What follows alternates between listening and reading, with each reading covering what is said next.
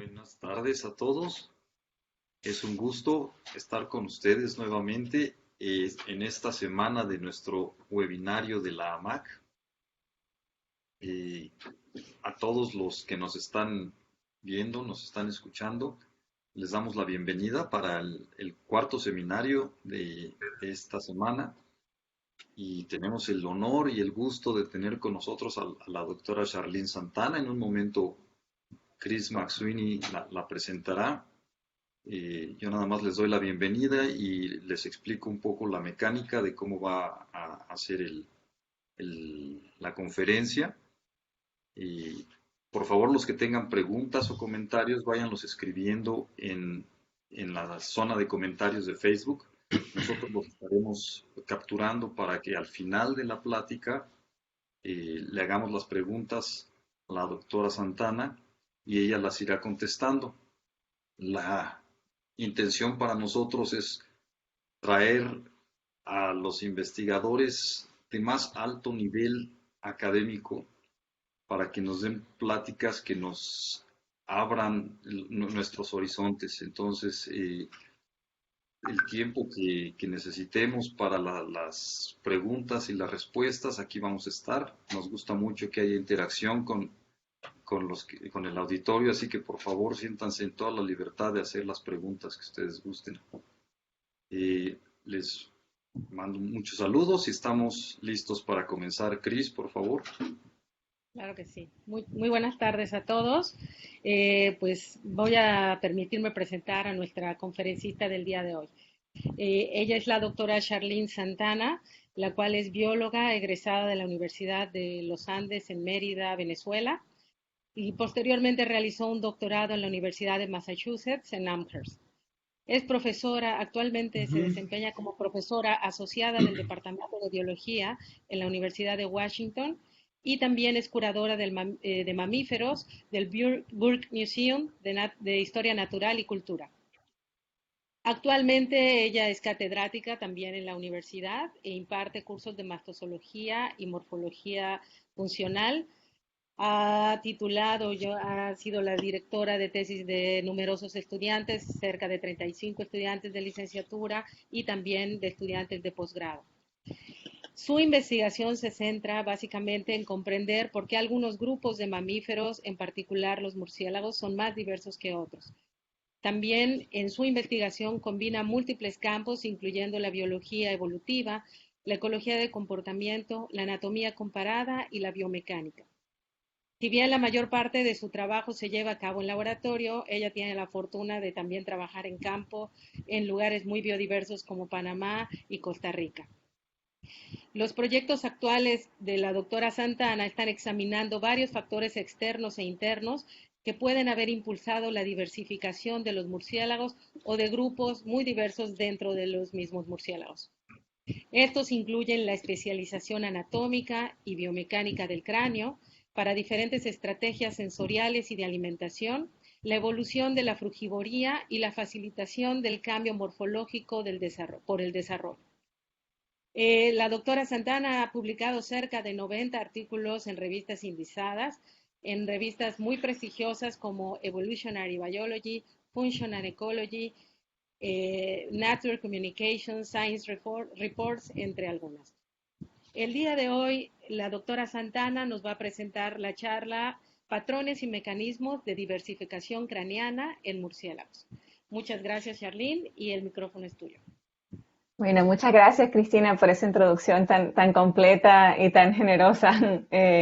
Y bueno, es un placer conversar con todos ustedes y contarles un poquito acerca de las investigaciones que hemos estado realizando en este tema. Voy a compartir aquí ahora mi pantalla. Ok, ¿la pueden ver bien allí? Cristina, ¿me puedes verificar que la ven bien? Perfectamente. Ok, muchas gracias. Pues sí, en mi laboratorio estamos muy interesados en entender la diversificación de los murciélagos y también otros grupos de mamíferos, y eso está relacionado a que tratamos de entender este patrón que es muy común entre todos los grupos de organismos. De hecho, en el caso de los mamíferos, por ejemplo, vemos que existen grupos que están compuestos por miles de especies, como por ejemplo los roedores y los murciélagos, mientras que existen otros grupos que están compuestos por una menor cantidad de especies. Y también vemos que existen grandes diferencias de diversidad de morfología, comportamiento y ecología. Entonces, en mi laboratorio estamos muy interesados en entender este patrón de por qué existen ciertos grupos de mamíferos que son más diversos que otros. Y bueno, esto es una pregunta que se puede, digamos, contestar de muchas maneras, pero los factores en los cuales nosotros estamos más interesados es en entender cómo los caracteres fenotípicos, por ejemplo, la morfología o el comportamiento, han evolucionado dentro de estos grupos de mamíferos para entonces impulsar la diversificación de ciertos grupos. Y para eso utilizamos un marco teórico de la ecomorfología, en la cual estudiamos caracteres morfológicos o anatómicos y cómo estos caracteres afectan medidas de desempeño, es decir, medidas de funciones que los mamíferos utilizan para desarrollar funciones que son importantes para su supervivencia y para su reproducción. Por ejemplo, alimentarse o escapar presas, etc. Y dentro de este marco también nos interesa entender cómo el comportamiento puede ser utilizado por diferentes especies para modular ese desempeño. Esto es un factor que es bien importante, pero está generalmente menos estudiado en el marco de la ecomorfología. Digamos, en un contexto poblacional, las diferencias de desempeño son las que llevan a diferencias en la reproducción y la sobrevivencia, es decir, el fitness. Y por lo tanto, se piensa que el desempeño es el factor que está bajo selección natural y que últimamente lleva a la evolución de diferentes morfologías en diferentes especies. Entonces, con este marco teórico, cuando lo estudiamos entre diferentes especies, es decir, comparando diferencias en morfología, desempeño y comportamiento entre diferentes especies, eso nos permite entender cómo ellas se han adaptado a diferentes nichos ecológicos y si, por ejemplo, podemos mapear en la filogenia de las especies posibles oportunidades ecológicas, eso lo podemos entonces conectar con patrones de diversificación de especies. Entonces, este marco de, digamos, ecomorfología comparada nos ayuda a entender desde una manera muy funcional los patrones de diversificación de especies en los mamíferos. Nosotros nos interesa sobre todo entender este tipo de, digamos, de preguntas acerca de diversificación y de ecomorfología en cuanto a la obtención y el procesamiento de alimentos. Y esto se debe a que se sabe que en los mamíferos estas son funciones que han estado bajo una intensa selección natural y que en varios casos ha llevado a la diversificación de diferentes clados. Y esto es porque los mamíferos tienen necesidades metabólicas muy altas y por lo tanto obtener y procesar alimentos es una función bien importante. Y dentro de los mamíferos, como ya pudieron ver en el título de la charla, estamos muy interesados en entender estos procesos en los murciélagos. Y la razón por la cual nos enfocamos en los murciélagos es porque son extremadamente diversos, no solo en cuanto al número de especies, pero también en cuanto a su ecología trófica. Dentro de los murciélagos podemos encontrar casi todas las dietas que han evolucionado en los mamíferos, en todos los mamíferos, desde la frugivoría, insectivoría, carnivoría, etc. Y también encontramos ciertos hábitos tróficos que son únicos de los murciélagos. Por ejemplo, la hematofagia en el caso de 3 especies de murciélagos. Entonces, con este, digamos, este marco de la ecomorfología comparativa o evolutiva, durante esta charla voy a describirles varios estudios que hemos realizado para, digamos, conectar varios de estos factores y poder entender un poquito mejor los patrones y los mecanismos de diversificación de los murciélagos. En la primera parte vamos a mapear la evolución de los caracteres morfológicos asociados con la alimentación en los murciélagos. En la segunda parte vamos a estudiar un poquito más acerca de la morfología funcional y la biomecánica del sistema alimentario de los murciélagos, para entonces entender cómo las diferencias en morfología y comportamiento producen diferencias de desempeño alimentario. Y finalmente, en la tercera parte de la charla, voy a mostrarles algunos estudios en los cuales entonces hemos conectado los patrones de evolución fenotípica, es decir, de morfología, comportamiento y desempeño, con el uso de diferentes recursos ecológicos, específicamente dietas, y los patrones de diversificación de especies dentro de los murciélagos. Entonces, para empezar a esta primera parte de la charla, ¿cómo estudiamos los diferentes factores que están asociados con el desempeño alimentario de los murciélagos y hacer estudios comparados de la morfología? Nos centramos especialmente en el sistema craneano de los murciélagos, porque el sistema craneano le provee soporte a los órganos sensoriales que los murciélagos están utilizando para localizar las presas, y también todo el sistema masticatorio que utilizan para capturar y procesar las presas. Entonces, en esta primera parte vamos más específicamente a centrarnos en mapear la evolución de caracteres morfológicos que están asociados con la alimentación, específicamente la musculatura del cráneo, que la pueden ver aquí en este escaneo muy detalladamente, así como también el cráneo y la mandíbula.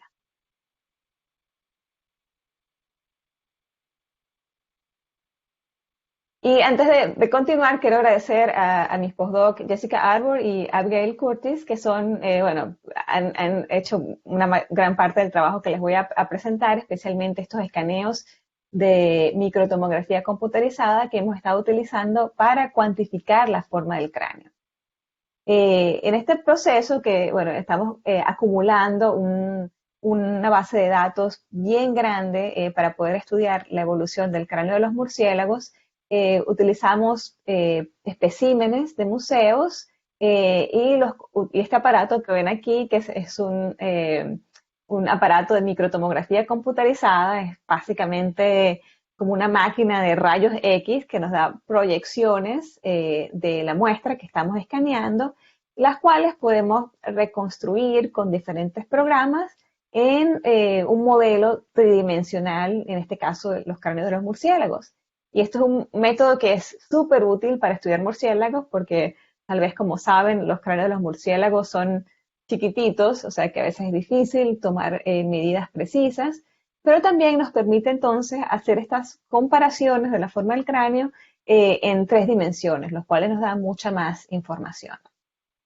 Los datos que les voy a mostrar para esta parte de la charla abarcan más de 200 especies, cubriendo todas las familias de murciélagos, incluyendo una buena cobertura dentro de los géneros, también diferentes ecologías de dieta, ecolocalización, etc.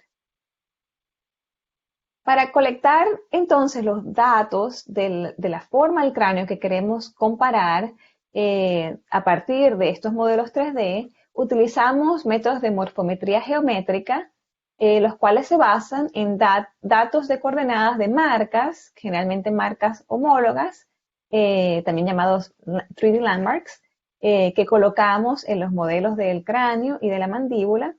Y entonces con los métodos de morfometría geométrica, estas coordenadas de los landmarks son, digamos, resumidas en una serie de variables que describen las diferencias de forma entre las diferentes especies. Ahora, como ese número de variables es muy grande, también utilizamos métodos multivariados para resumirlas en un menor número de variables que podemos utilizar en nuestros análisis evolutivos. Entonces, ahora más adelante en la charla, cuando vean que estamos comparando, por ejemplo, los ejes de componentes principales, PC1, PC2, estos son simplemente variables que describen la forma del cráneo. Por ejemplo, el alargamiento del cráneo, la flexión del hocico o el rostro con respecto a la caja craneana, también diferentes formas de la mandíbula, etc. Y estas son las variables entonces que utilizamos en los análisis filogenéticos de la forma del cráneo Y los resultados que les voy a presentar son para un tipo de análisis filogenéticos en los cuales probamos diferentes modos de evolución. Específicamente un proceso llamado Ornstein-Uhlenbeck, que es un proceso de evolución al azar, pero con factores de selección. Y lo que este proceso está, digamos, simulando es la evolución de la forma del cráneo o de la mandíbula hacia diferentes picos adaptativos.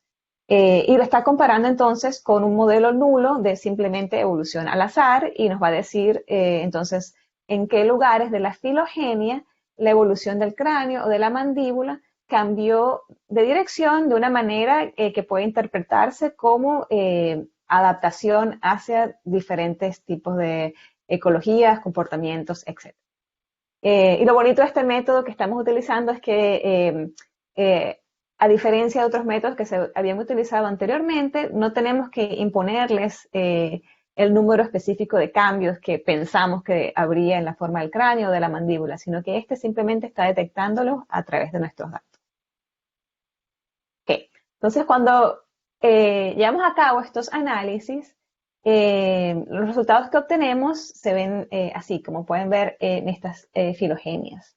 Estas son las filogenias de las especies que incluimos en nuestros datos para el cráneo y para la mandíbula, están notadas las diferentes familias de murciélagos, y los asteriscos que ven en los diferentes nodos de la filogenia son esas transiciones, esos cambios en la dirección de la evolución del cráneo o la mandíbula hacia diferentes zonas adaptativas, las cuales están notadas con diferentes colores en estas filogenias. También notarán que los asteriscos tienen diferentes colores, negro o gris, y eso está notando el grado de apoyo estadístico. Ahora, cuando vemos estos patrones de la evolución y de cambios adaptativos en la forma del cráneo y la mandíbula, notamos que existen dos fases marcadas en estas estructuras. La primera es sobre todo en el cráneo y son una serie de cambios, digamos, más tempranos en la evolución de la forma del cráneo que ocurrieron entre 58 y 34 millones de años. Y luego hay una serie de cambios que son un poco más recientes, que los vemos dentro de la familia Philostomide, los murciélagos de hoja nasal neotropicales, los cuales observamos tanto dentro del cráneo como dentro de la mandíbula. Y estos ocurrieron, digamos, según los estimados de esta filogenia, dentro de los 26 millones de años en el pasado. Ahora, ¿a qué pueden deberse esos cambios? Veamos primero estos cambios adaptativos en la forma del cráneo que ocurrieron, digamos, tempranamente en la evolución de los murciélagos. Estos cambios parecen estar acoplados con transiciones de la ecolocalización de los murciélagos, casi perfectamente. Por ejemplo, este primer cambio ocurre al mismo tiempo en que estos murciélagos teropódidos, los zorros voladores, perdieron la ecolocalización laríngea. Luego tenemos una serie de cambios que están relacionados con diferentes tipos de ecolocalización, incluyendo la ecolocalización nasal, eso es la emisión de los sonidos que se utilizan para la ecolocalización a través de las narinas, lo cual ocurrió en varias veces durante la evolución de los murciélagos. Por eso lo ven aquí en este cambio 2, 6 y luego en el 7, en el que ocurre facultativamente en un par de especies de vespertilionios. Y los otros cambios se deben a la ecolocalización oral, donde las llamadas de ecolocalización salen a través de la boca, y un cambio también en particular que existe en murciélagos que utilizan constancias frecuentes para la ecolocalización oral. En otras palabras, la evolución de diferentes modos de ecolocalización posiblemente llevaron a grandes cambios generales en la forma del cráneo de los murciélagos. Ahora, por razones de tiempo, no puedo describir específicamente todos los cambiecitos detallados que han ocurrido en todas estas zonas adaptativas, Pero un patrón general que observamos entre los diferentes tipos de ecolocalizadores es que en el caso de los ecolocalizadores nasales, el hocico o el rostro está más dirigido ventralmente, mientras que en los ecolocalizadores orales el rostro está más dirigido dorsalmente. Y lo que pensamos es que esto se debe a que esa diferente posición del rostro ayuda a dirigir el cono de sonido de la ecolocalización más en dirección, más en paralelo con la dirección del vuelo de los murciélagos. Por ejemplo, en el caso de los ecolocalizadores nasales, tener el hocico más orientado ventralmente está colocando las narinas más hacia abajo y eso dirige el cono de ecolocalización más en la dirección del vuelo. Pero claro, esta es una hipótesis que tiene que ser probada experimentalmente, pero las tendencias morfológicas son muy sugestivas que puede haber alguna razón funcional para este cambio. Otro patrón interesante que observamos entre los diferentes tipos de ecolocalización es que la disparidad morfológica, es decir, la diversidad morfológica del cráneo varía entre los diferentes grupos de ecolocalizadores, de manera tal que las especies que no ecolocalizan tienden a ser menos diversas, mientras que las especies que ecolocalizan tienden a ser mucho más diversas. Esto nos sugiere que también al cambio en los modos de ecolocalización tal vez han impuesto ciertas limitaciones en la evolubilidad del cráneo. Y también esta es otra hipótesis que necesita ser comprobada y actualmente estamos estudiando algunos mecanismos intrínsecos que pueden llevar a estas diferencias. Ok, si seguimos ahora adelante en el tiempo, vamos a ver entonces estos cambios más recientes en los filostómidos, que también son súper interesantes. Estos cambios los vemos en paralelo tanto en la forma del cráneo como en la mandíbula y vemos que estos cambios corresponden también casi perfectamente a los diferentes nichos tróficos que han evolucionado en los filostómidos. Tanto, por ejemplo, las dietas hematófagas, los nectarívoros, los cuales han evolucionado convergentemente, estos cráneos elongados que les permiten tener una lengua larga y también acceder el néctar dentro de las flores. Tenemos también cambios que van hacia los animalívoros, es decir, murciélagos que son carnívoros, pero también consumen insectos, u omnívoros. Y algo que también es súper interesante es que vemos muchos cambios adaptativos, sobre todo en la mandíbula, en el caso de los murciélagos frugívoros digamos más generales, aquí en amarillo, y frugívoros que consumen frutas duras, que tienen cráneos mucho más cortos. Es decir, este nicho de los frugívoros es un nicho bien rico en adaptaciones posiblemente. Ahora, hasta ahora les he mostrado los cambios que han ocurrido en una parte, digamos, de este sistema morfológico que los murciélagos utilizan para ecolocalizar y para su alimentación. Pero también quería mostrarles qué pasa con otras partes, específicamente los tejidos blandos, por ejemplo, los músculos de la mandíbula. Pues de hecho, en estudios anteriores hemos encontrado que los resultados de nuestras comparaciones de los músculos de la mandíbula entre diferentes filostomios también reflejan estas tendencias que vemos en la forma del cráneo y de la mandíbula. Existe una gran diversidad morfológica en la musculatura de la mandíbula de los filostomios, pero vemos que existe cierto énfasis en ciertas musculaturas, por ejemplo, el macetero y los pteregoideos, en especies que consumen dietas líquidas, por ejemplo, los hematófagos y los nectarívoros. Y el macetero es este músculo aquí que ven en azul, los pteregoideos son más internos y no están detallados aquí. Y al contrario, murciélagos que son frugívoros o que consumen frutas duras tienden a tener el músculo temporal, este que ven aquí en rojo, relativamente más grande comparado con las otras dietas. Es decir, también es posible que existan diferencias posiblemente adaptativas en la evolución de la musculatura en los filostomios.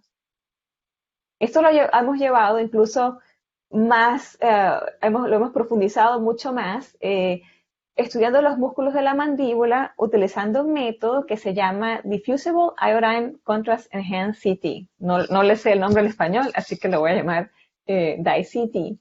Y este método en realidad es relativamente sencillo. Colocamos las cabecitas de los murciélagos en una solución de yodo y el yodo se une a proteínas y otros tipos tipos de tejido en estas muestras y los hace radioopacos. Y al ser los radioopacos, cuando los escaneamos con el CT scanner, podemos obtener y visualizar en gran detalle la musculatura de la mandíbula, como pueden ver aquí en esta sección, y luego, bueno, de mucho trabajo con la computadora, seleccionando todos esos diferentes músculos, podemos hacer estas reconstrucciones tridimensionales de la musculatura que nos permiten comparar la forma de los músculos, dónde se insertan, sus volúmenes y también su arquitectura interna. Y con estos estudios, específicamente dentro de los filostómidos y otros grupos relacionados, hemos encontrado que existe también una gran variedad en los músculos y sus diferentes partes, que también parece corresponderse con las diferentes dietas que han evolucionado en los filostómidos. Ahora, si incluso podemos profundizar mucho más, también vemos que no solamente la forma general de estos músculos es diversa en los filostómidos, pero incluso la estructura interna de los músculos también es diversa y parece tener cierta relación con la dieta. Por ejemplo, estos son también resultados de esos escaneos DICT. Si vemos el músculo macetero aquí en azul, entre especies que consumen sangre, frutas o insectos, vemos que las subdivisiones de ese músculo varían. No estoy segura si pueden ver mi cursor, pero si ven en este panel que dice A2, B2 y C2, allí pueden ver que ese músculo se encuentra más subdividido en las especies que consumen insectos. Y eso potencialmente tiene implicaciones funcionales, ya que un músculo más subdividido puede generar más fuerza. En otras palabras, y la razón por la cual quería mostrarle también estos resultados, es que las diferencias y las posibles adaptaciones a las diferentes dietas en los filostómidos van mucho más allá de las diferencias superficiales que podemos ver en la mandíbula o en el cráneo. No están solamente en la musculatura, pero incluso en los factores internos de la musculatura también. Entonces, un grupo que es bien interesante desde ese sentido ecomorfológico. Entonces, para resumir esta parte de la charla, la forma del cráneo en orden quiróptera ha evolucionado dentro de zonas adaptativas que están definidas por los tipos de ecolocalización y la dieta. La ecolocalización es más importante, digamos, en las etapas de evolución más tempranas en los murciélagos, y la dieta entonces va a ser más importante en la historia evolutiva más reciente, y por ello entonces está variando entre clados y partes del cráneo. También los filostómidos, como les acabo de mostrar, han pasado por numerosos cambios adaptativos en su morfología craneana, y estos están ligados a la evolución de diferentes dietas. Este grupo también ha evolucionado una diversidad muy grande en la morfología interna y externa de la musculatura de la mandíbula.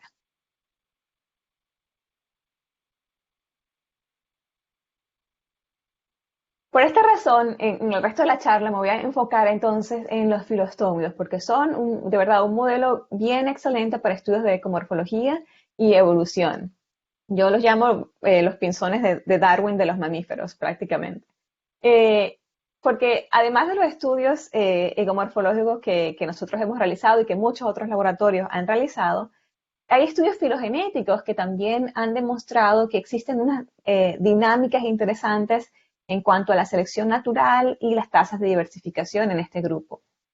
Por ejemplo, este estudio por Daniele Rossoni y sus colaboradores demostró que existe una intensa selección natural que precede la invasión de estas diferentes zonas adaptativas en los filostómidos.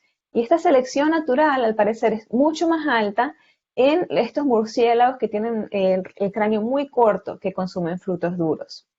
Asimismo, en un estudio por Jeff Shee y Dan Trabowski en el 2015, ellos detectaron que el único cambio en las tasas de diversificación de especies a lo largo de todos los murciélagos ocurren en la base de este grupo, los estenodermatinos, que son los filostómidos frugívoros.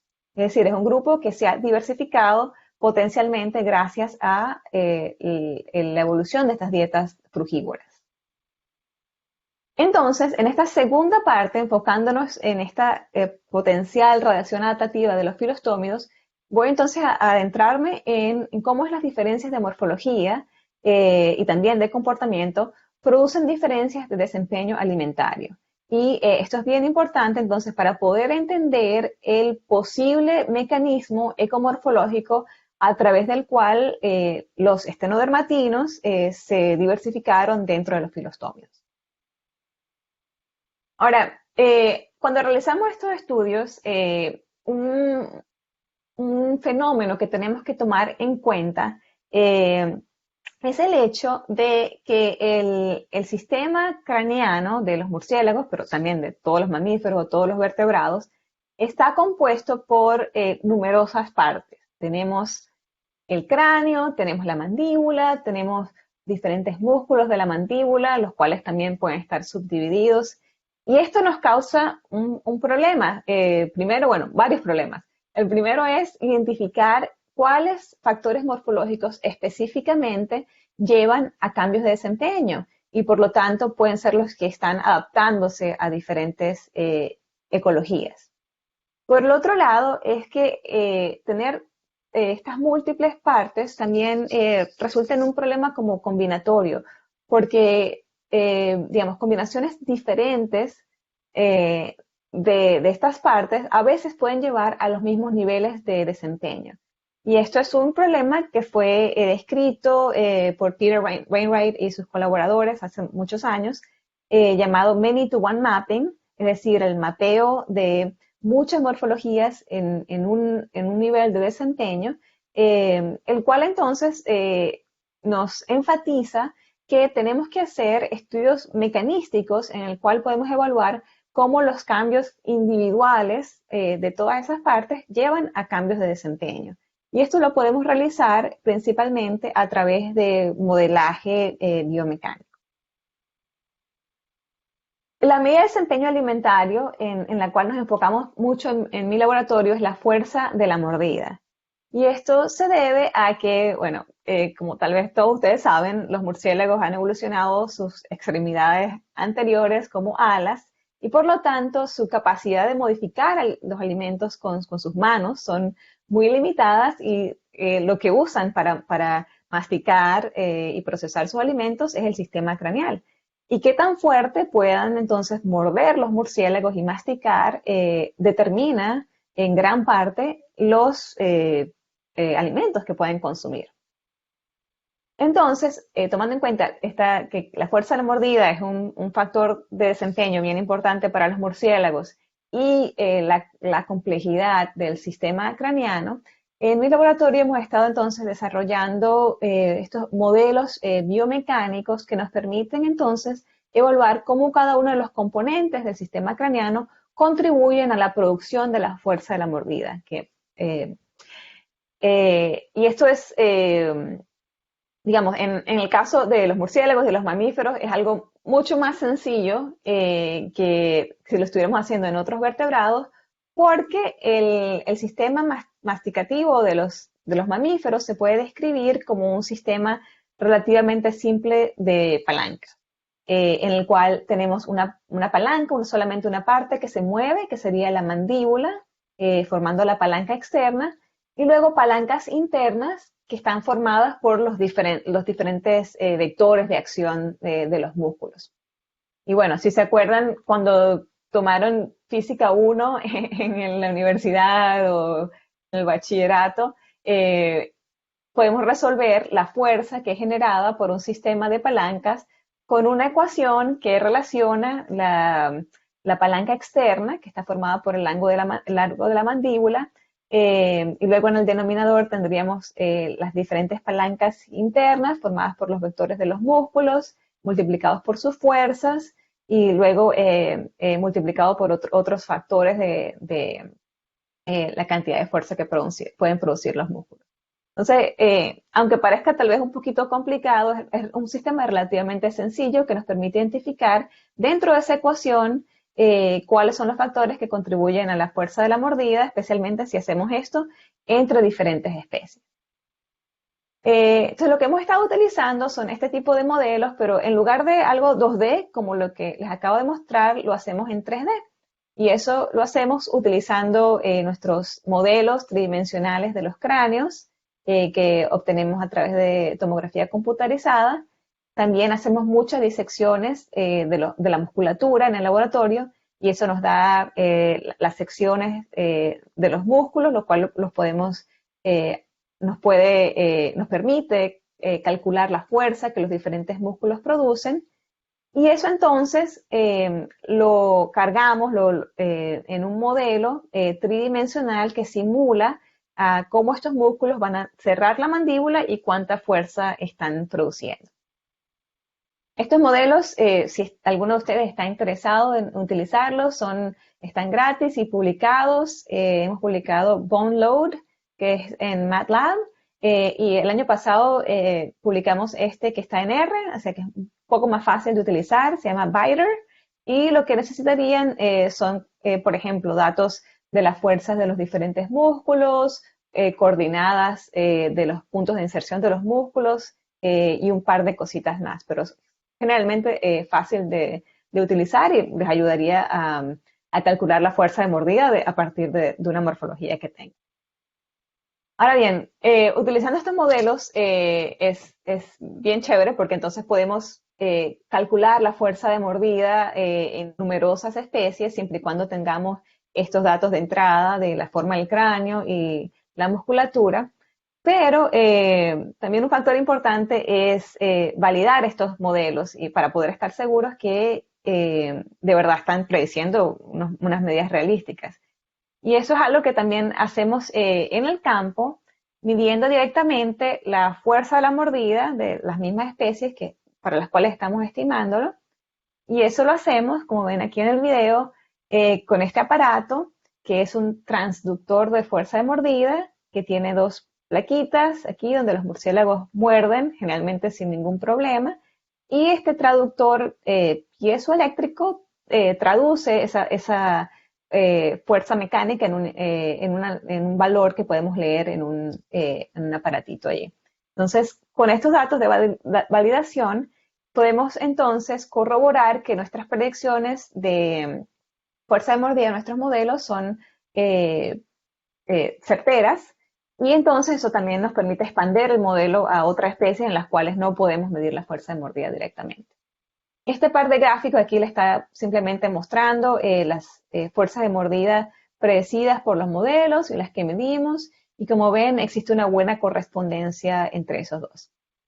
Entonces, utilizando los datos que salen de nuestros modelos de fuerza de mordida, los cuales, digamos, tienen menos error que los datos que obtenemos en el campo, ya que hay menos variación debido a la motivación de los murciélagos o otros comportamientos, hemos podido entonces identificar dentro de esas ecuaciones que calculan la fuerza de la mordida, al compararlas entre las diferentes especies, cuáles son específicamente los factores que determinan la variación de fuerza de mordida entre los murciélagos.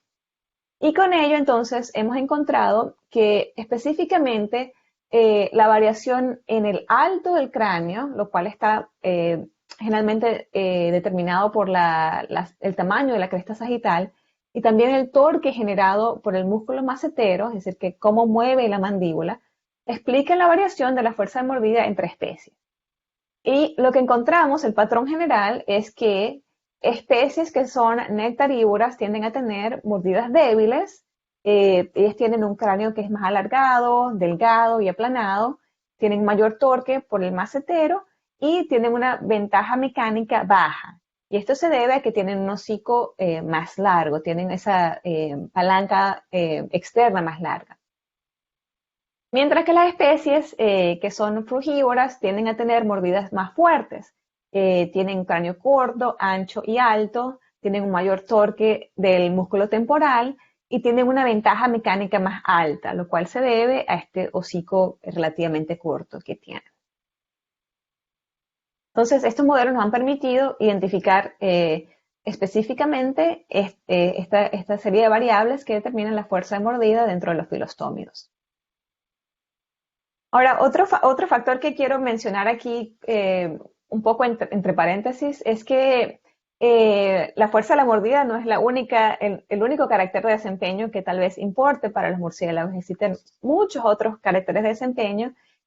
Por ejemplo, uno de ellos es la apertura bucal. Por ejemplo, si se imaginan una morfología determinada que le permita a un murciélago o a cualquier otro mamífero abrir la boca mucho más grande, eso puede ser ventajoso para obtener presas más grandes. El problema es que, dado que tanto la generación de la fuerza de mordida como la apertura bucal van a ser desarrollados por las mismas estructuras, es decir, el cráneo y la musculatura craneana, existe una relación entre medidas de desempeño también. Puede existir un intercambio o una compensación. Y de hecho, se ha demostrado que existe un intercambio entre la fuerza de la mordida y la apertura bucal, de manera tal que las morfologías que están más adaptadas hacia la producción de fuerza de mordida son menos adeptas a producir una gran apertura bucal. Y esto se debe a ciertos factores fisiológicos de la musculatura y también la forma del cráneo. Esto no se sabía hasta hace poco en murciélagos, pero así que lo empezamos a estudiar y encontramos que ese intercambio entre la fuerza de la mordida y la apertura bucal existe en especies de murciélagos. Esto lo hemos estudiado midiendo la fuerza de la mordida a diferentes grados de apertura bucal entre diferentes especies, pero también con simulaciones de nuestros modelos de fuerza de mordida. Y hemos encontrado que sí, que existe esta compensación entre estas dos variables. Pero lo más interesante es que también esta compensación o este intercambio no es muy desigual a lo largo de las especies. Y las especies que generan menos fuerza de mordida a mayores aperturas bucales, es decir, que sufren más en cuanto a la fuerza de la mordida, son aquellas que tienden a tener esa mayor ventaja mecánica, hocico corto, el temporal es más grande y mayor estiramiento del temporalis. Es decir, en la diapositiva anterior son esas especies que están más adaptadas a generar alta fuerza de mordida, que serían algunos de esos frugívoros filostómidos. Ahora que tenemos, digamos, una idea acerca de estas dos variables de desempeño que son importantes, la apertura bucal, la fuerza de la mordida, quiero introducir también el rol del comportamiento que puede existir en la modulación del desempeño, lo cual es bien importante y, por supuesto, también complica esta visión de cómo estos caracteres ecomorfológicos se conectan. Entonces sería aquí el comportamiento que es utilizado por las diferentes especies o los individuos para modular su comportamiento. Esto es un tema que a mí me interesa muchísimo y de un tema que no se le ha prestado tanta atención, pero como pueden ver aquí, por ejemplo, es algo que sí puede afectar que también un murciélago puede consumir un alimento. Ellos van a utilizar diferentes, digamos, velocidades como están masticando, van a morder con diferentes dientes, a diferentes aperturas bucales y, digamos, van a variar su comportamiento posiblemente cuando consumen diferentes alimentos. Entonces, en nuestro laboratorio hemos estado estudiando esta utilización del comportamiento para modular el desempeño, principalmente grabando a los murciélagos cuando les damos alimentos experimentales y documentando los diferentes tipos de mordida que están utilizando al morder esos alimentos. Por ejemplo, mordidas que son más llanas, ya sea con un lado de la boca o los dos lados de la boca, o mordidas más profundas con los premolares y los molares, ya sean también con un lado o ambos lados de la boca. o sea, una cuantificación que nos permite caracterizar un proceso que en realidad es bastante complicado, pero nos da una facilidad para hacer estudios comparativos también. Al mismo tiempo, para poder entender entonces cómo estas diferencias de comportamiento llevan a diferencias de desempeño, medimos la fuerza a la mordida en esos tipos de comportamientos en el campo también, con el mismo aparato que les mostré anteriormente.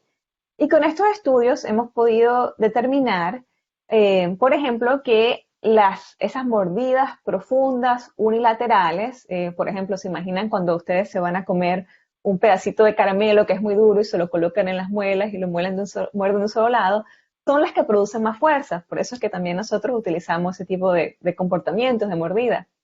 Y en el otro extremo tenemos estas mordidas que son llanas y unilaterales, que son las que producen menos fuerza.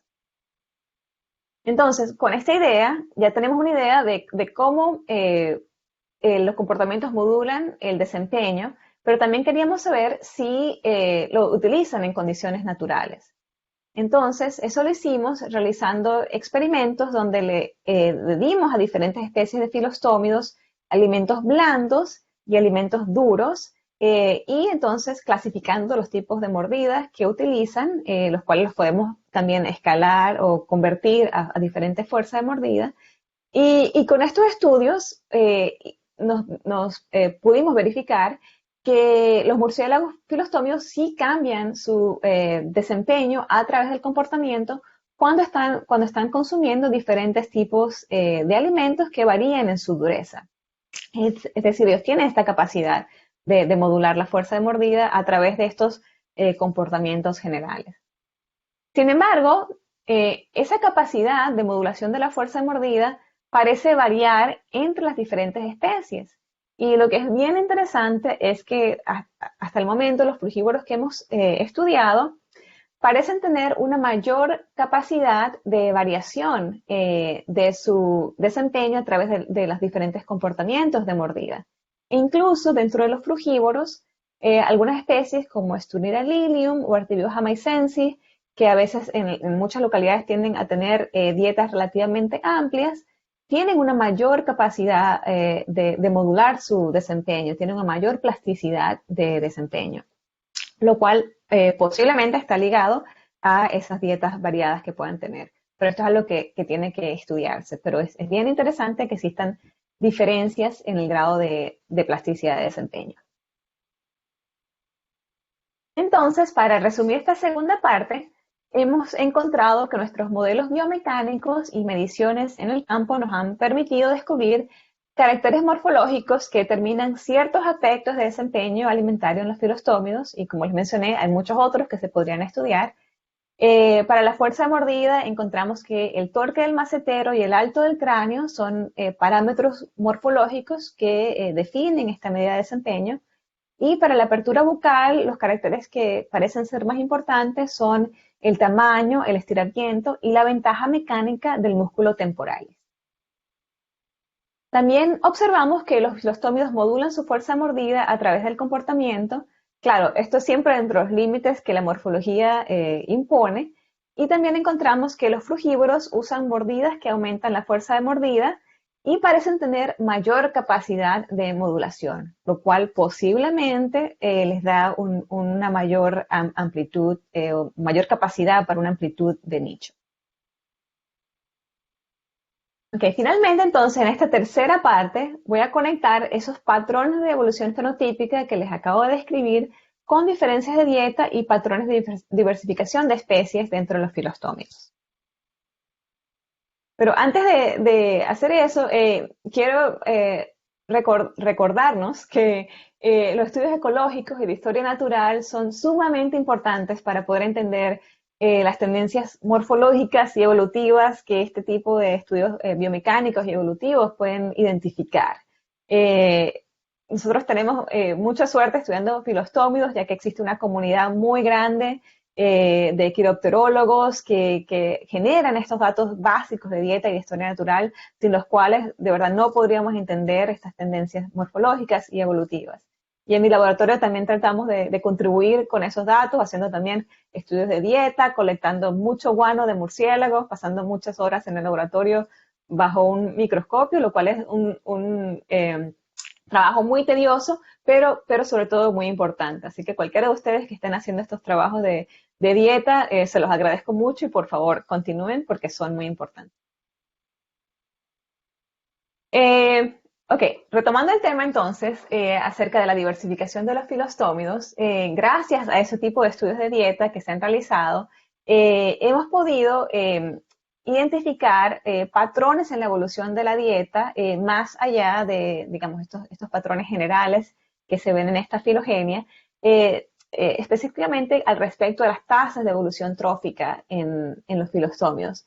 Y en un artículo que publicamos hace varios años, identificamos que las tasas de evolución trófica son mucho más altas en el caso de los estenodermatinos, es decir, este clado verde, que son estos murciélagos frugívoros, en los cuales, como recordarán, también había altas tasas de selección natural y tasas de diversificación de la especie. Estas tasas de evolución trófica que han aumentado en este grupo, como se podrán imaginar, son hacia el consumo de dietas más frugívoras. Y específicamente, como hemos podido corroborar en el campo, midiendo la dureza de los diferentes alimentos que consumen los filostómidos, se tratan de dietas que son más duras. Generalmente son higos, frutas del género Ficus. Algunas de estas especies también consumen semillas grandes que son muy duras. Es decir, están ocupando un nicho que es más durofágico. Ahora, con estas medidas que hemos tomado de los diferentes alimentos que pueden consumir los filostómidos, nos hemos dado la tarea de clasificar a las especies en un gradiente, digamos, de dureza de la dieta. Y esto lo hacemos porque es una manera funcional que nos permite entonces relacionar las tendencias morfológicas y de desempeño, específicamente la fuerza a la mordida, con las diferentes dietas de los filostómidos de una manera que, digamos, tiene más sentido funcionalmente. Y cuando hacemos eso, es decir, clasificamos las especies desde dietas líquidas como el néctar y la sangre, hasta las dietas muy duras como por ejemplo vertebrados o frutos duros o semillas, encontramos que existe una correspondencia entre esas tendencias morfológicas que les describí anteriormente en la charla. Es decir, vemos que las especies que se alimentan de dietas líquidas o alimentos blandos, el macetero es más importante para la producción de fuerza de mordida, tienen una menor ventaja mecánica, pierden menos fuerza de mordida a grandes aperturas bucales, tienen una menor plasticidad de comportamiento de mordida. Y en el otro extremo, estas especies que están consumiendo alimentos duros, estos, sobre todo los frugívoros, tienen un temporalis que es más importante para la fuerza de mordida, mayor ventaja mecánica, pierden más fuerza de mordida a mayor apertura bucal, usan mordidas que incrementan la fuerza de mordida, estas mordidas unilaterales, y tienen una mayor plasticidad en algunas especies.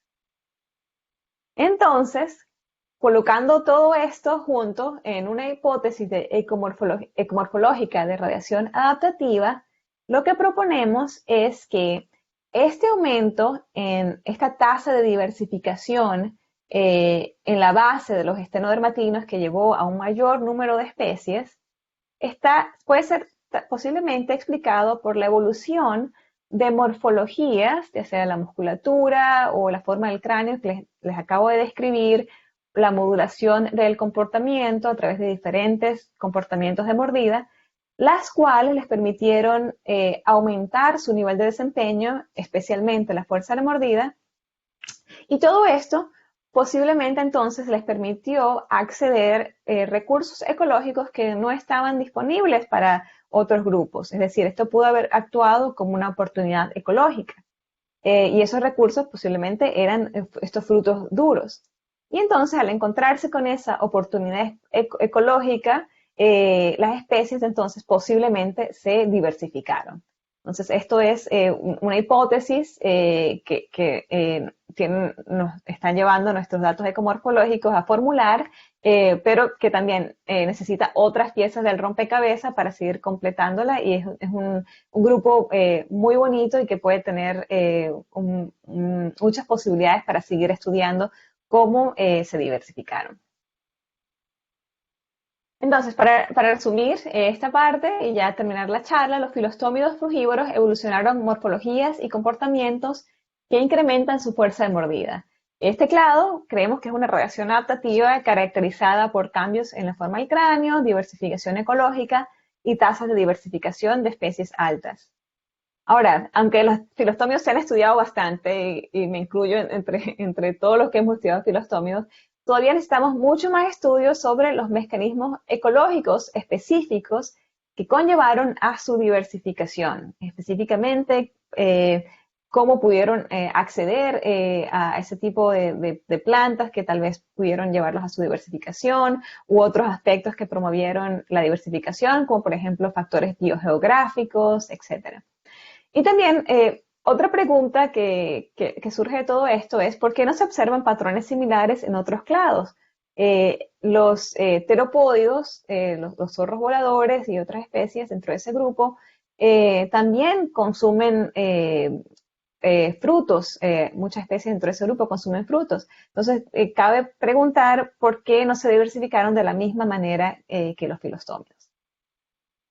Y bueno, con esto quería agradecerles a todos ustedes por su atención, también a nuestras fuentes de financiamiento, organizaciones que facilitaron nuestro trabajo de campo, obtener especímenes, nuestro equipo de trabajo, colaboradores y sobre todo a todos los miembros de mi laboratorio. Y bueno, cualquier pregunta que tengan sería un placer contestarles. Muchas gracias, Charlene. Sí tenemos preguntas por Qué aquí. buena. Sí, voy a permitir leerlas. Ujú. Así son los nombres luego de las personas en el Facebook, ¿no? Este se Ujú. llama Conejo Rojo Pregunta. Buenas tardes. Muchas gracias por la plática. Conforme ha evolucionado la ecolocalización, ¿hay evidencia de reducción en otros sentidos como la vista?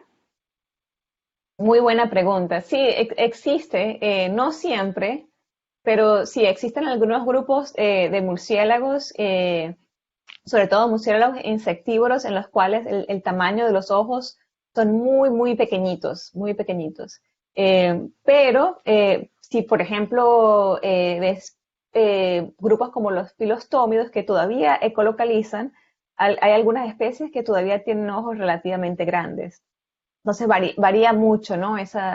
Los sistemas. Y bueno, también existen otros sentidos, como por ejemplo el olfato, que también está ligado a la forma del cráneo, y de eso se conoce un poquito menos porque eso, poder entenderlo, es un poco más complicado y hay que hacer, por ejemplo, estudios de eh, la mucosa interna nasal y ver los receptores olfativos, hay que hacer histología. Es un poco más complicado, pero es un área bien interesante digamos, emergente en el caso de los murciélagos. Pero sí, buena pregunta. Claro. Pablo Gaudioso nos pregunta, ¿el tipo de colocalización podría estar afectando el cambio de la forma en los huesos del oído medio e interno? Posiblemente, sí, es muy posible. No lo hemos estudiado, pero con los escaneos que tenemos podrían tener suficiente resolución, pero no lo hemos estudiado. Externamente se puede observar, por ejemplo, la bula auditiva cambia de forma entre diferentes especies, por ejemplo, clados que son ecolocalizadores con frecuencia constante tienen cierta forma de la bula con respecto a otros, o sea que ya que si uno puede observar esas diferencias externas, yo pensaría que también es muy posible que existan cambios en los huesecillos internos, sí. Ujú. Eh, bueno, Patricia Cortés, un poco relacionada, creo que ya no las contestaste, pero su pregunta era, ¿han hecho estudios con relación a los huesos del oído medio Mm. ustedes en su laboratorio? Hasta ahora no. No, no, hasta ahora no, lo voy a poner en la lista, gracias. Causa mucha expectación este tema. Ajá. Pablo Gaudioso otra vez nos pregunta, ¿están trabajando solo con el hueso occipital del cráneo para evaluar las formas en relación con la dieta? No, es el cráneo completo, todo el cráneo. Ujú, ujú. Sí, las marcas cubren todo el cráneo. Ok. Jerico López nos pregunta, ¿existe alguna variación morfológica dental para los gremios de murciélago? Y si esta puede influir en la diversificación. Sí, existe mucha diversidad dental dentro de los filostómidos y a lo largo de todos los murciélagos, ¿no? Los murciélagos en general tienen un patrón molar tribofénico, pero ese patrón ha sufrido muchas modificaciones entre las diferentes dietas, sobre todo si vemos a los murciélagos frugívoros, está bien modificado. Y sí, ahorita de hecho tenemos un proyecto con noctilionoideos, que son los filostómidos, y un par de familias relacionadas, en las cuales vamos a empezar a estudiar eso. Ok. Sandra Ospina nos pregunta, nos comenta que es un hermoso trabajo y nos pregunta, o te pregunta, ¿cómo ubicaron los cambios en las tasas de evolución morfológica sobre los clados?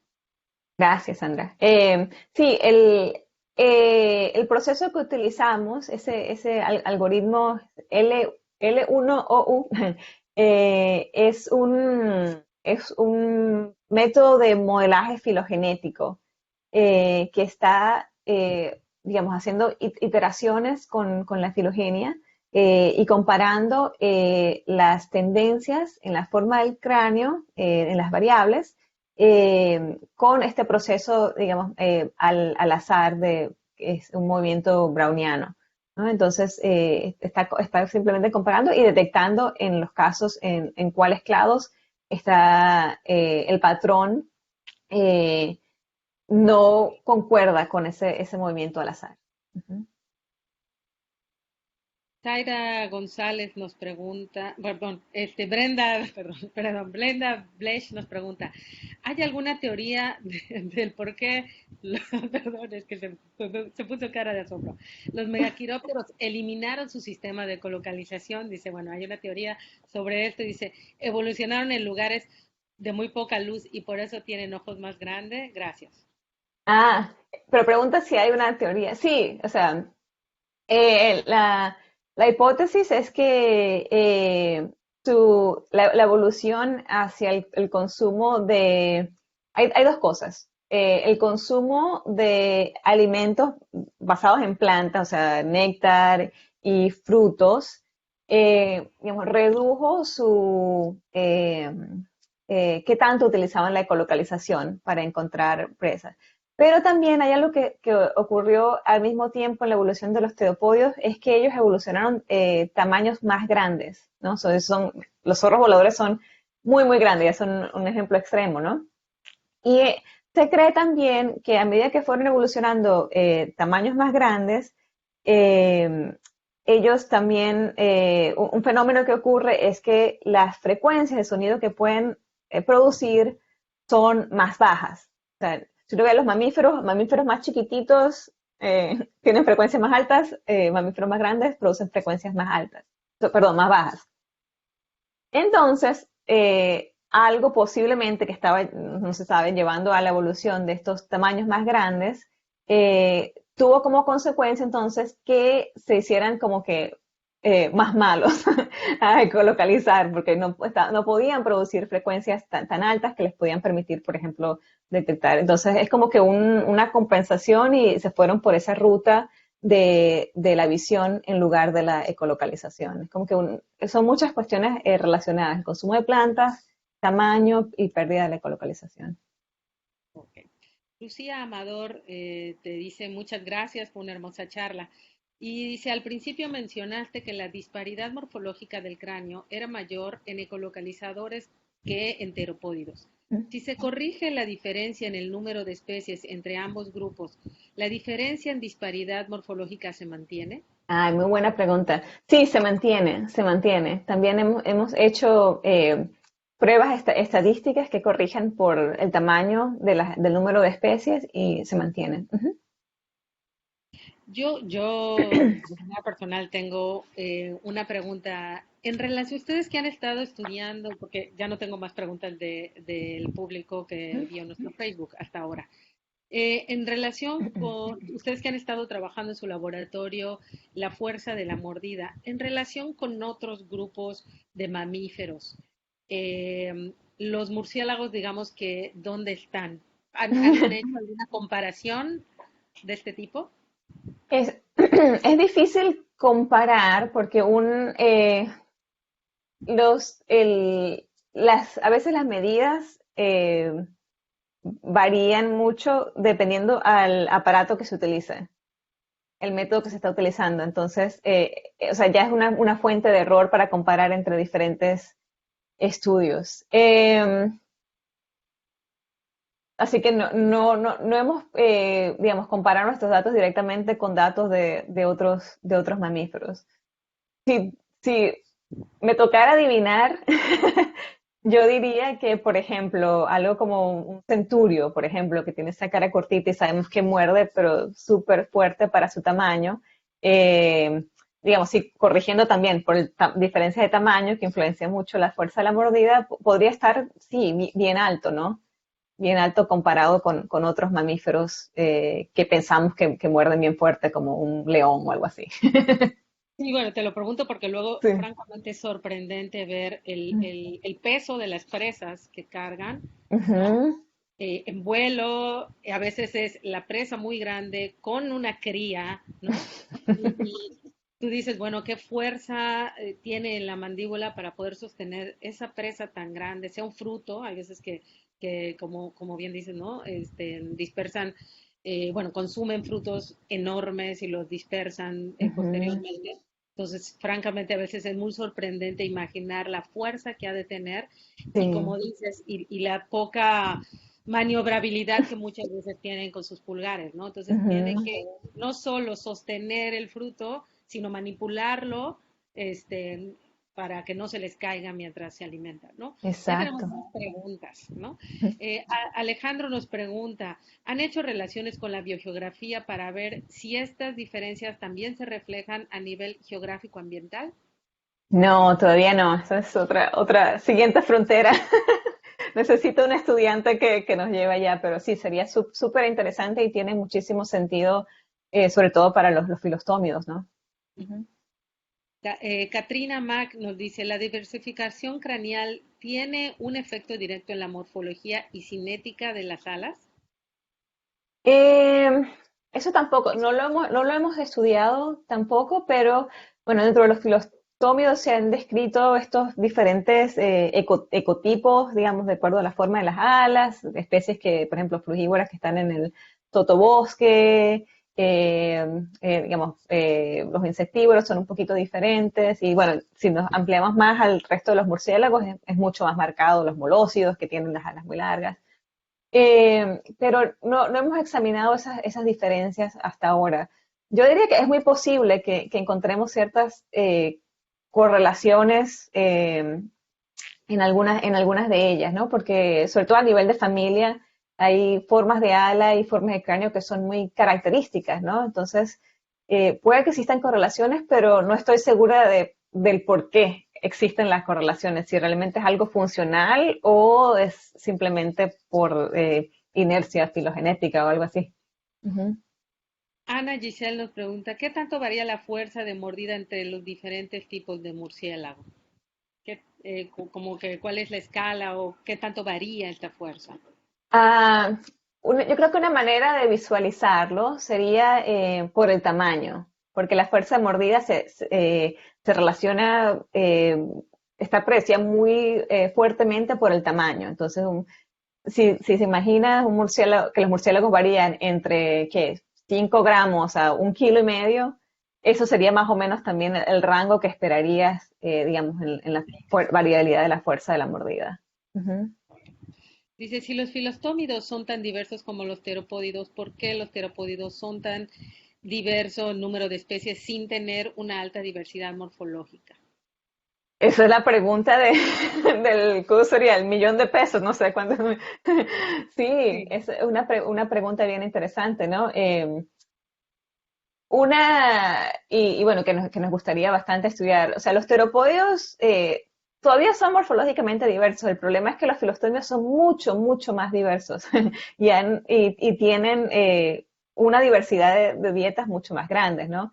Creo que la comparación más justa sería los estenodermatinos, que son los frugívoros, y los teropodios. Y aún así, en los teropodios no se ve ese acortamiento del cráneo tan grande como vemos en los estenodermatinos, tampoco, ¿no? Entonces, una posible hipótesis es volver a esta idea de la evolución del tamaño, de ser más grande en los teropodios, ¿no? Como les estaba mencionando, mientras un murciélago o un mamífero es más grande, su fuerza de mordida es más grande.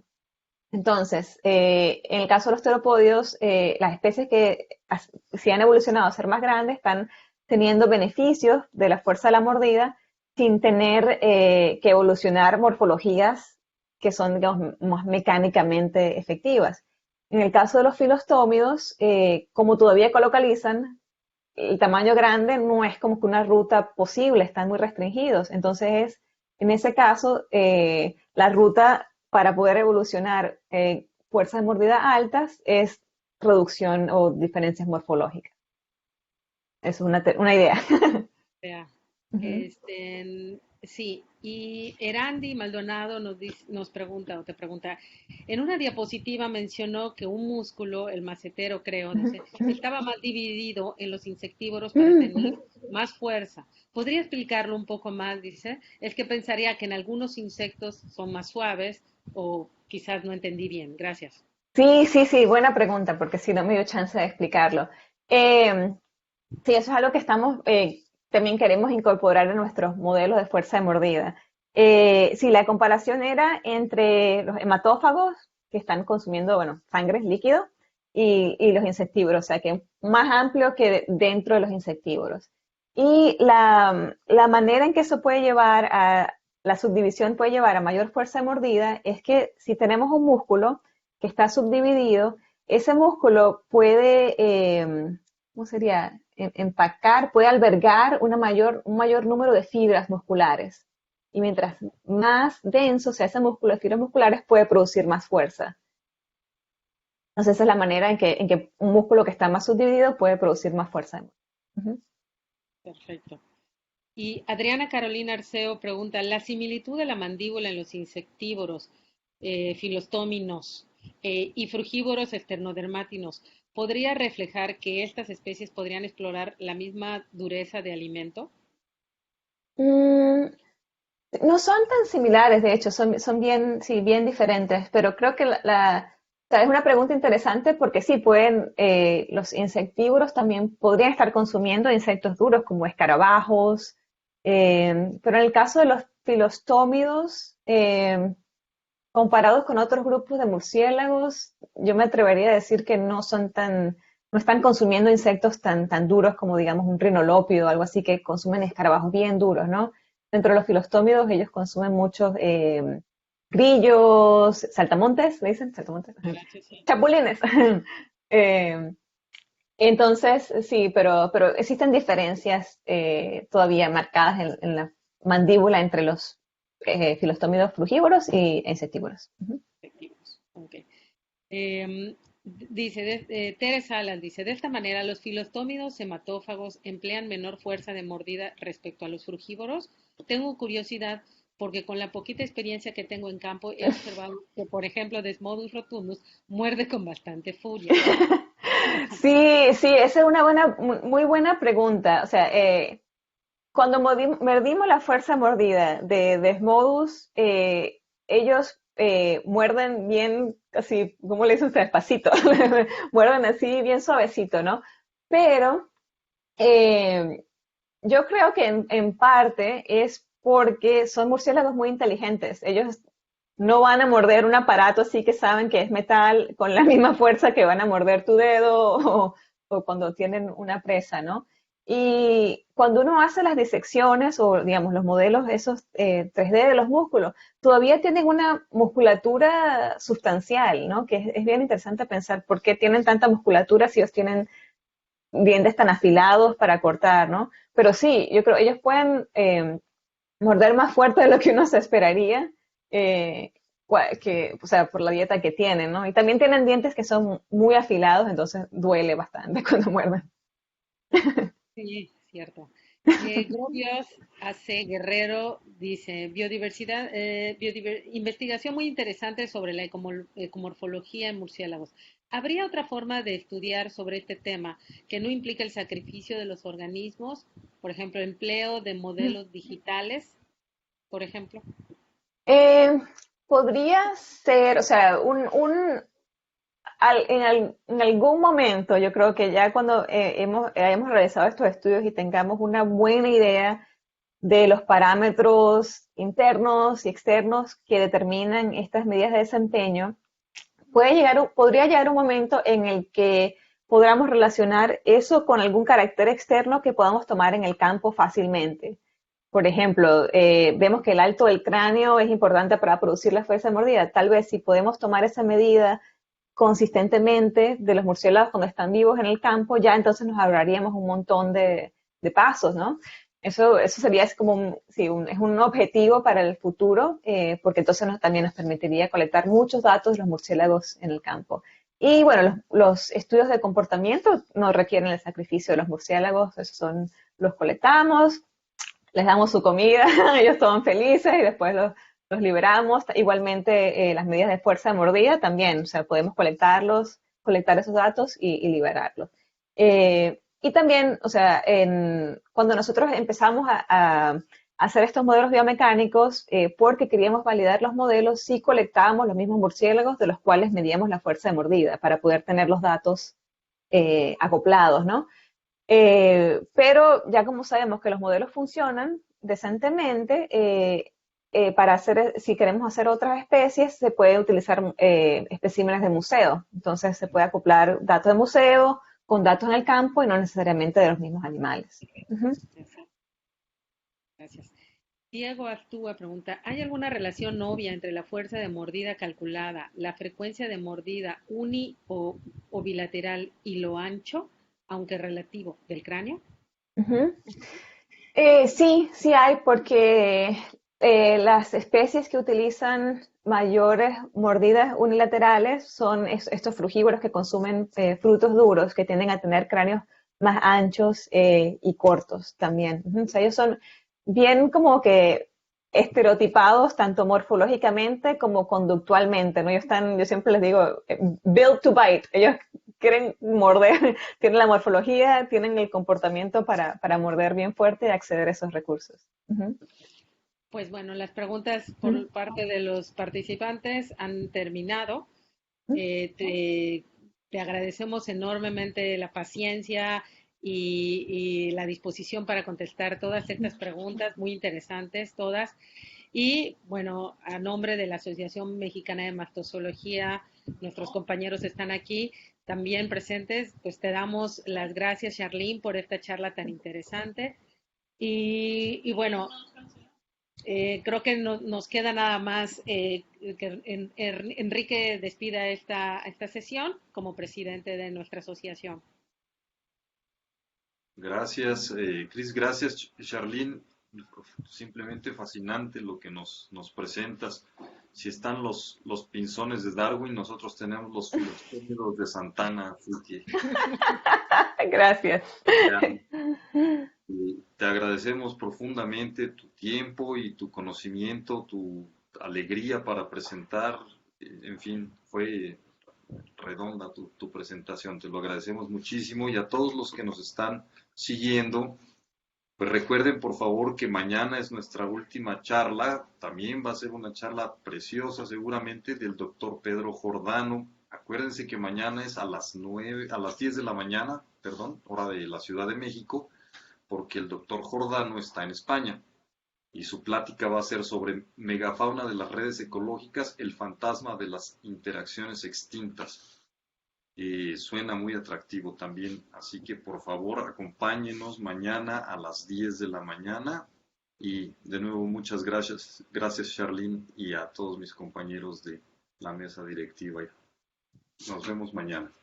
Nos vemos mañana. Gracias a todos. Gracias.